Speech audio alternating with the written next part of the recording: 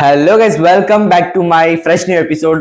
So guys, ನಾನು ನಿಮ್ಗೆ into ಹೇಗೆ ಮಾಡ್ಬೇಕಪ್ಪ ಅಂದ್ರೆ ಯಾವ್ದಾದಕ್ಕೆ ಇಂಟು ಮಾಡಬೇಕು, ಹೇಗೆ ಇಂಟು ಮಾಡ್ಬೇಕಂದ್ರೆ ಇಲ್ಲಿ ನೋಡಿ. ಪ್ಲಸ್ ಇಂಟು ಪ್ಲಸ್ ಏನಾಗುತ್ತೆ? ಪ್ಲಸ್ ಆಗುತ್ತೆ guys. So minus into minus ಏನಾಗುತ್ತೆ? ಪ್ಲಸ್ ಆಗುತ್ತೆ. ಸೊ ಆಮೇಲೆ plus into minus is minus, minus into plus ಏನಾಗುತ್ತೆ? ಮೈನಸ್ ಆಗುತ್ತೆ. ಸೊ ನಾನು ನಿಮ್ಗೆ ಏನ್ ಹೇಳಿದೆ? ಪ್ಲಸ್ ಇಂಟು ಪ್ಲಸ್ ಏನಾಗುತ್ತೆ? ಪ್ಲಸ್ ಆಗುತ್ತೆ. ಮೈನಸ್ ಇಂಟು ಮೈನಸ್ ಅದನ್ನು ಪ್ಲಸ್ ಆಗುತ್ತೆ. ಪ್ಲಸ್ ಇಂಟು ಮೈನಸ್ ಏನಾಗುತ್ತೆ? ಮೈನಸ್ ಆಗುತ್ತೆ. ಮೈನಸ್ ಇಂಟು ಪ್ಲಸ್ ಏನಾಗುತ್ತೆ? ಅದನ್ನು ಕೂಡ ಮೈನಸ್ ಇರುತ್ತೆ.